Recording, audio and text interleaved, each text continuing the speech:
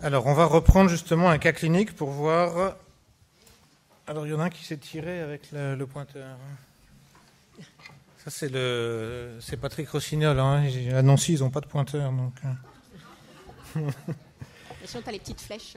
Ouais, je vais me débrouiller sans, mais. Donc, une dame qui est tombée.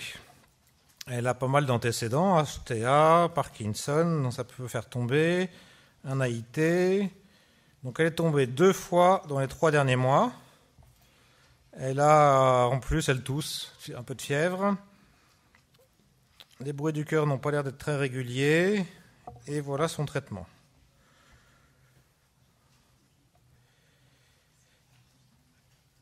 Alors, on lui fait un électrocardiogramme. Qu'est-ce qu'il y a sur l'électrocardiogramme ? Donc, on ne voit pas d'onde P, des QRS qui ne sont pas réguliers, et donc elle est en FA. Donc, vous avez quelqu'un... Qu'est-ce que vous voulez d'autre comme examen ?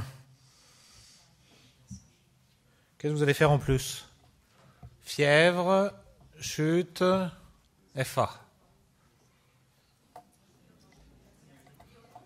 Donc, le iono, logique, troponine... À quoi ça sert ? Celui qui a dit oui ? Elle n'est pas coronarienne. Elle aurait été coronarienne connue, où il y aurait eu une anomalie à l'électro. Ouais. Elle n'a pas, donc, non. Hein, là, il n'y avait pas d'intérêt de faire. Parce qu'après, vous faites troponine, elle est un peu élevée, vous savez pourquoi faire. Hein, donc, là, il n'y a pas d'indication, l'électro est normal, et il n'y a pas d'antécédent de maladie coronaire. BNP ? Pareil, elle n'est pas en insuffisance cardiaque et vous n'avez pas de doute a priori sur une insuffisance cardiaque, donc ça ne sert à rien de le faire. La radio ? Oui. Oui, parce qu'elle a de la fièvre, donc il faut savoir ce qu'il y a. Le Holter ? Non. Pour les chutes, vous ne faites pas le bilan de Holter ? Ouais. Donc pour l'instant, je suis d'accord, il n'y a pas d'indication. Puis elle n'est pas FA, elle aurait été un peu lente. On peut se poser la question, parce que surtout ce qui peut faire tomber, c'est des bradyarrhythmies, lentes. Là, elle est plutôt rapide, donc il n'y a pas trop de, pour l'instant, d'indication. Galdric, tu n'as pas le pointeur ? Si. Ah, bravo. Donc, on fait effectivement ça. Alors, la biologie, la radio. Donc, qu'est-ce qu'il y a ? La radio est normale ? Non. Donc là, il y a un foyer, donc il y a une pneumopathie. Et la biologie, un peu d'hyponatrémie. Elle a une hyperleucocytose, elle a une CRP élevée. Donc il y a sûrement une pneumopathie avec un syndrome infectieux. Le rein est un peu limite si on faisait de la clairance. 40 d'ailleurs, elle est faite. Et un peu d'hyponatrémie. Donc, qu'est-ce que vous allez faire de cette FA finalement ? Parce que là, c'est FA sur pneumopathie, quoi. Hein. Qu'est-ce qu'on fait de ça ? Ce qu'on appelle les FA provoqués. Provoqués par pneumopathie, par hypokaliémie. Enfin, là, il n'y avait pas, mais provoqués. Qu'est-ce qu'on fait de ça ? On anticoagule ou pas ? Donc, qui va anticoaguler ? Levez la main. Qui ne va pas anticoaguler ? Alors, moitié-moitié, très bien, là. Donc, c'est un peu... ça dépend un peu... Il est soigné ici, le malade, il n'aura pas la même chose, quoi. Hein. Alors, qu'est-ce qu'il faut faire sur ces FA provoqués ? On a eu des recommandations. J'espère que c'était le bon diaporama. Donc, qu'est-ce qu'il fait pour que, en faveur de l'anticoagulation, si on faisait les scores de risque, elle a beaucoup de scores. Hein. Elle a un score très élevé, Chadvas, femme, âge, elle a fait l'AIT, elle a un risque d'AVC de 10%. Si on faisait ce qu'on a vu tout à l'heure, le score de risque hémorragique, vous voyez, âge aspirine, elle a seulement un risque à 2%. Donc là, entre là et là, il n'y a pas tellement photo.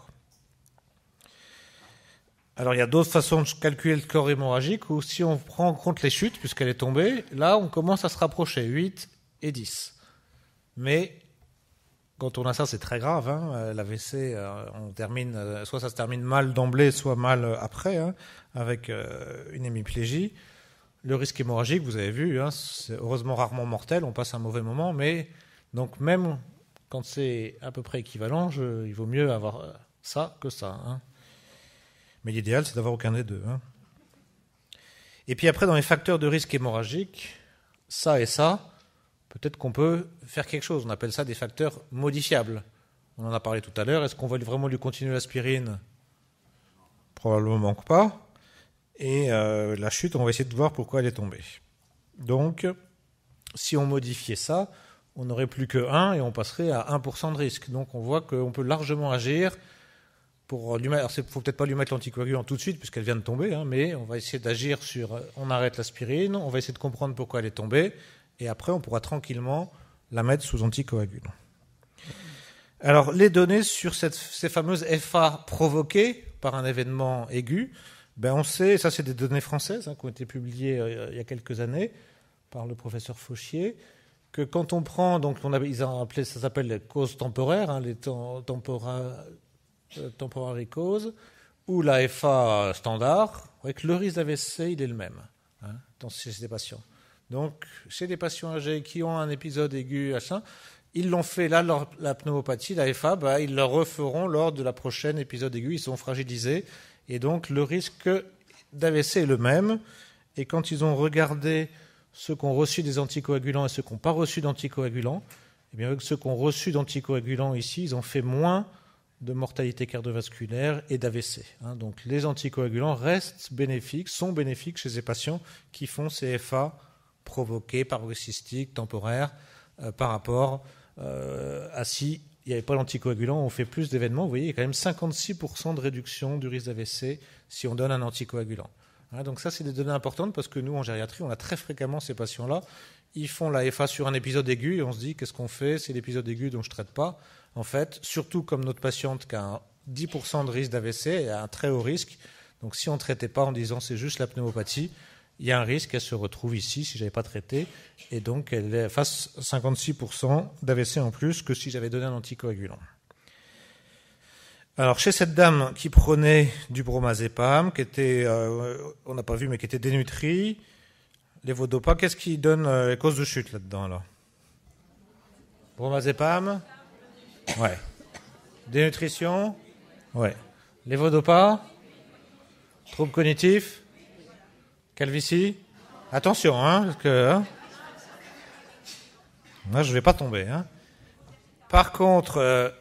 il y en a d'autres. Cette dame, il va falloir rechercher, le professeur Beru nous l'a dit tout à l'heure, on recherche l'hypotension orthostatique. Et puis, vous savez que chez les shooters, il faut aussi rechercher carence en vitamine D, puisque des shooters à qui on redonne, qui sont en carencé, à qui on donne de la vitamine D, on réduit de combien ? 2% le risque de chute ? 20%. Donc 20%. Alors en plus, quand on tombe, on joue sur l'ostéoporose, l'os est plus dur, mais uniquement sur la sarcopénie, il y a un effet. Chez des shooters, on tombe moins quand on donne de la vitamine D. Donc vous voyez qu'on va avoir plusieurs moyens pour agir, pour essayer de changer les traitements de notre patiente. Alors l'hypotension orthostatique, est-ce qu'elle a de l'hypotension orthostatique, la dame, là ? La définition, c'est une baisse de combien ? 20 ? 10. Donc c'était ce qui est écrit dans les recommandations. Alors maintenant sur l'ordonnance. Si on fait comme si on faisait la visite, qu'est-ce que vous voulez changer dans l'ordonnance ? Nebivolol, vous le gardez ou pas ? Donc elle l'avait pour son hypertension uniquement. Donc Marie-Laure a raison. Vu ce que je vous ai dit, éventuellement on aurait pu ne pas lui donner puisque c'était que pour l'hypertension. Le ramipril, vous le gardez ? Les Hydrex à 25. Rappelez-vous qu'elle avait une hyponatrémie. Donc c'est vrai que le premier qu'on a envie d'enlever est probablement les Hydrex parce que l'hyponatrémie, c'est pas terrible. Simvastatine. Je ne sais plus quel âge elle a, 85 ans, le cholestérol, ça vous perturbe ? L'AIT ? Mais on est en prévention secondaire parce qu'elle a fait un AVC, un AIT. Donc dans le cadre de l'AIT, normalement, il faut continuer. Alors on se dit l'AIT, il est probablement sur de l'AFA qu'elle avait déjà fait avant. Donc c'est un peu moins fort comme argument parce que si c'est un AIT thromboembolique, de donner une statine est moins importante. Si ça avait été un AIT où on n'avait pas d'AVC, là, c'est de FA, il fallait le garder. Là, on pourrait discuter, mais elle a pu faire les deux. Elle a pu faire quand même boucher un petit vaisseau sur de l'athérosclérose et en plus faire de la FA après. On n'a pas complètement la certitude que le premier AIT était que de la FA. Mais si elle a des crampes et tout ça, on pourra quand même l'enlever éventuellement. L'aspirine.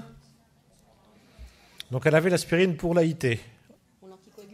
Donc si on met l'anticoagulant, on l'arrête. Et en plus, comme ça, on va diminuer son risque d'hémorragie si elle tombe. Qu'est-ce que vous faites du paroxétine? Donc ça peut donner des hyponatrémies. Et c'est un peu anticholinergique. Donc c'est peut-être pas le meilleur antidépresseur. Puis il faut réévaluer. Est-ce qu'elle est toujours déprimée? Ou est-ce qu'elle a été déprimée il y a 2 ans et qu'on l'a laissée parce qu'on a oublié de l'enlever, quoi. Donc des fois, ça ne sert à rien de le poursuivre au long cours. Zopiclone. Bon, il faut voir si elle en a besoin. On ne va pas tout lui arrêter d'un coup, sinon on ne va pas être bien non plus. Donc il faut voir si elle a vraiment besoin ou si on commence un sevrage progressif. Le bromazépam. Demi-vie courte ou demi-vie longue? Longue. Donc demi-vie longue, c'est pas ce qu'on préfère. Donc on aurait pu donner du Seresta par exemple ou autre chose. Lévodopa, vous gardez la même dose? Parkinsonien qui tombe. Quelle hypotension orthostatique? Bon, là on peut appeler le neurologue aussi parce que c'est pas toujours évident, parce que peut-être qu'il faut le diminuer un peu, mais peut-être que il y a déjà tellement d'autres causes que déjà en jouant sur les autres causes, on va y arriver. Donc sur le traitement anticoagulant, maintenant on a vu qu'on allait pouvoir changer pas mal de choses sur le traitement, il y a beaucoup de choses qu'on va changer. Qu'est-ce que vous faites? Rien, aspirine, AVK, AOD. Donc là maintenant on est de plus en plus convaincus des nouveautés avec les AOD. Alors est-ce que les chutes augmentent le risque hémorragique sous anticoagulant? Eh ben, la littérature n'est pas toujours évidente. Il y a des papiers comme celui-là, vous voyez, on prend des gens de plus de 80 ans, l'antécédent de chute multiplie quand même par 3 le risque d'hémorragie. Quand on tombe, il y a quand même une augmentation dans cette étude. Mais oui, il y a d'autres études où on ne voit pas la différence. On prend, alors c'est pas complètement des chuteurs, c'est au risque de chute, mais dans la définition, il y avait quand même chute. Des gens qui étaient déjà tombés. Et là, vous voyez, il n'y a pas de différence sur les hémorragies. Des fois, il faut regarder la définition de l'hémorragie dans les articles, c'est complètement différent. Des fois, on dit qu'il faut une hémorragie cérébrale, un truc super grave, et puis des fois, un tout petit hématome est compté comme hémorragie. Donc des fois, ça peut perturber les résultats dans la littérature. Et puis ce qu'il faut savoir aussi, c'est que quand on regarde les gens qui sont chuteurs, eh bien, les chuteurs en FA, ils ont plus de risques d'hémorragie cérébrale, mais sous anticoagulant, mais ils ont aussi beaucoup plus de risques d'AVC ischémique sans anticoagulant. Donc vous voyez que c'est des gens à risque, et si on dit je donne pas parce que j'ai peur de l'hémorragie sous anticoagulant, on va augmenter de 6 à 13, on multiplie par 2 le risque d'AVC ischémique parce que ils ont aussi de l'hypertension, ils ont aussi d'autres facteurs de risque qui vont donner l'AVC ischémique. Donc finalement, la chute, le principal message, et c'est un vrai message gériatrique, c'est qu'il faut trouver les causes de chute et tout faire pour diminuer le risque de chute avec les modifications des médicaments qu'on a fait tout à l'heure pour réduire au maximum le risque de chute de la patiente.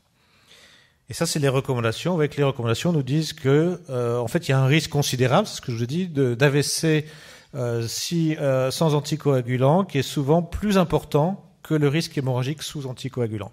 Si on ne donne pas de traitement, il y a en fait un risque ischémique encore plus important que si on avait donné. Et surtout, si on donne, on essaie de réduire ce risque hémorragique en diminuant le risque de chute. Et donc, les recommandations disent que chez des patients qui chutent, eh bien, il vaut mieux donner le traitement anticoagulant, mais en réduisant le risque de chute. Et vous avez cet article qui a fait beaucoup de polémiques. Vous voyez, les personnes qui prennent de la warfarine devraient tomber environ 295 fois dans une année pour que la warfarine ne soit pas le traitement optimal. En plus, à l'époque, c'était la warfarine. Donc, vous voyez, 295 chutes dans l'année, ça fait beaucoup. Alors, ça, c'est des méthodes statistiques qui ne sont pas pertinentes en clinique. Pour un patient, on ne va pas attendre qu'il tombe 295 fois. Ça veut dire que la chute en elle-même et le nombre de chutes n'est pas le critère majeur. il faut évaluer, est-ce qu'il y a un facteur modifiable, il n'y a pas de facteur modifiable, et la gravité de la chute, parce que celui qui tombe et qui se fait l'hématome sous-dural a des trucs graves, là, une chute, ça suffit pour dire on ne va pas redonner forcément l'anticoagulant. La chute grave, il y a des définitions faites par l'HAS, donc il faut qu'il y ait eu un traumatisme sévère. Ça, c'est les chutes graves, on les connaît en gériatrie. Les patients qui restent par terre, abdomyolyse, hypothermie, l'escar, la pneumopathie, déshydratés. Donc quand même, un truc important. Les gens en syndrome post-chute qui sont vraiment, on n'arrive pas du tout à les rééduquer. Donc pendant cette période-là, ils sont à risque de chute. On peut différer un peu la reprise en attendant l'effet de la kiné. Et puis voilà, sur la fréquence, on n'est pas clair. On dit qu'à partir de 3 chutes par an, ça commence à être grave. Et 3 chutes par rapport aux 295 de l'étude. Mais le nombre de chutes n'est pas un très bon critère.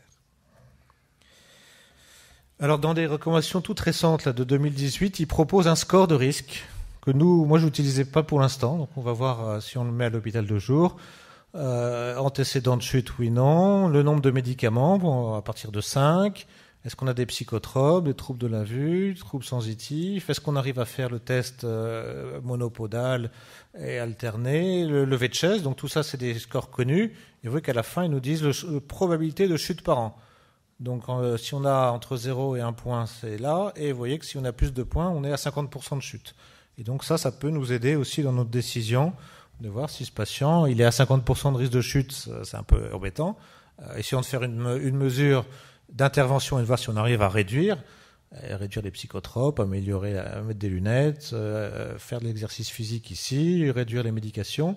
Et à ce moment-là, on pourrait mettre un traitement anticoagulant, ou alors il a 50% de risque de chute, et là, ça commence à être plus embêtant. Alors si on chute, est-ce qu'il y a parmi les 2 anticoagulants, un qui a montré une supériorité par rapport à l'autre? On a des données maintenant. Alors ça, je vous ai montré que les AOD étaient supérieurs, mais c'est celle-là qui est importante chez des shooters. Dans cette étude-là, étude randomisée, 900 patients qui ont déjà tombé avec des facteurs de risque de chute, et on regarde toujours la même chose. Je vous ai dit, les AOD, il y a moins d'hémorragie grave, moins d'hémorragie cérébrale. Eh bien, on a toujours la même chose. Alors, l'édoxaban, c'est un anticoagulant qui n'existe pas en France, un AOD qui existe partout dans le monde, qui est très bien, mais qui n'existe pas en France. Donc, vous avez en bleu AOD chez les shooters et en rouge warfarine chez les shooters. Vous voyez les hémorragies cérébrales. On retrouve toujours la même chose. L'hémorragie cérébrale sous AOD, c'est 0,33, alors que sous warfarine, c'est 2,8% par an. Donc, une réduction majeure. 85% d'hémorragie cérébrale en moins chez des shooters si vous mettez l'AOD par rapport à la VK. Donc, c'est majeur. Et puis, si vous regardez les hémorragies menaçant le pronostic vital, vous voyez que c'est pareil. Il y en a 0,6 sous AOD et 2% par an sous warfarine, 70% de différence. Donc, il faut réduire le risque de chute, quel que soit l'anticoagulant, trouver les causes. Et après, une fois qu'il y a à choisir un anticoagulant, eh bien, préférez l'AOD parce qu'elles seront moins graves et elles seront moins souvent cérébrales. Alors ça, c'est une belle étude danoise. Ils ont regardé tous les hématomes sous-duraux au Danemark. Ils ont regardé les médicaments qui étaient responsables de l'hématome sous-dural. Oui, il y a beaucoup de monde, 400 000 contrôles, 10 000 hématomes sous-dural. Les AVK, si vous ne voyez pas, là, il y a marqué 3,6, donc ça multiplie par 3,6 le risque quand on est sous AVK, qu'on tombe, de faire un hématome sous-dural. On regarde les AOD. Les AOD, ça multiplie par 1,5. Donc on retrouve toujours nos 50% de réduction. Ça, c'est de la vraie vie, c'est des patients âgés au Danemark, tous les hématomes sous-duraux. Il y a eu 50% de moins sous AOD que sous AVK. La même chose que dans l'étude randomisée. Donc vous voyez, de nouveau, on a des preuves. Quand vous avez des shooters, il vaut mieux préférer l'AOD que l'AVK. Alors le truc le pire, vous avez vu, c'est ici. Si vous mettez clopidogrel AVK, là vous multipliez par 8 le risque d'hématome sous-dural. Donc, il faut avoir, et chez un shooter, faut avoir des bons arguments pour garder AVK plus clopidogrel chez un shooter, parce que vous multipliez par 8 son risque d'hématome sous-dural s'il tombe. Alors, il y a des données aussi qui sont un peu rigolotes. Vous regardez, là, il y a 50 000 personnes, c'est, je sais plus, à Hong Kong, et ils ont regardé le risque de fracture chez les patients sous anticoagulants. Soit sous AVK, soit sous AOD, qui était ici le dabigatran. Et vous voyez, quand on regarde le risque, il y a une réduction de près de 60% du risque de fracture. C'est pas la chute, hein, c'est le risque de fracture. Il y a moins de fractures sous AOD que sous AVK. Alors comment on peut expliquer ça? Pourquoi il y aurait moins de fractures sous AOD que sous AVK? Donc en fait, ce n'est pas le bénéfice de l'AOD, c'est le problème de l'AVK. La vieille littérature montre que les AVK favorisent l'ostéoporose. Les AVK jouent sur l'ostéocalcine, qui est un facteur qui va favoriser l'ostéoporose. Donc en fait, comme les AOD n'ont pas cette action de favoriser l'ostéoporose, eh bien, quand les gens tombent, s'ils étaient sous AVK, ils ont plus d'ostéoporose, et donc, du coup, vous voyez, vous avez moins de fractures si on n'a pas d'AVK, donc si on a un AOD. La dénutrition, vous m'avez dit que c'est un facteur de risque de chute, donc c'est à prendre en compte. Est-ce que vous savez, les anticoagulants se lient à l'albumine? Est-ce qu'il y en a un qui se lie? Lequel est le moins lié à l'albumine? Vous savez ça? Est-ce que c'est la coumadine? Non. La coumadine, c'est le plus lié. Alors après, il y a l'aspirine, de toute façon, on ne va pas en donner. Dans les trois, Riva, Apixaban. Donc en fait, non, c'est le dernier. C'est le dabigatran. Le dabigatran, c'est le plus d'élimination rénale, mais il a le moins de fixation à l'albumine. Donc chez les patients dénutris, s'il n'y a pas d'insuffisance rénale sévère, ça peut être une option intéressante. Vous voyez, vous avez les chiffres, hein, donc 99% pour les AVK, beaucoup moins pour le dabigatran, 30%. L'apixaban, 87%, et le rivaroxaban, on est à 90%. Donc il y a une franche différence sur la fixation à l'albumine avec le dabigatran. Alors, si on a décidé de mettre du rivaroxaban à cette dame qui a une clairance à 40, créate à 90, un poids 63, vous allez lui donner quelle dose de rivaroxaban? 15 mg par jour, parce que son Crocroft est entre 30 et 50. Si vous décidez de lui donner du dabigatran, le dabigatran, c'est sur l'âge, plus de 80 ans, c'est 110, et clairance entre 30 et 50, c'est 110. Donc, dabigatran, ça sera 110. Si vous décidez de donner de l'apixaban,